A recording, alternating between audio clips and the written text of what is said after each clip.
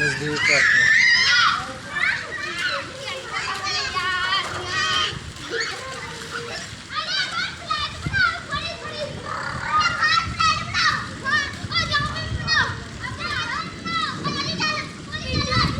मोड़ टक्कर लगा दे भाई के पीछे, टक्कर लगा दे जोर से।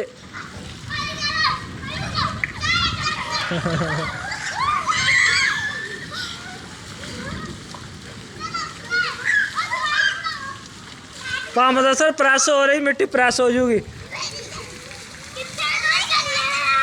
चलो लाइन बनाओ, लाइन।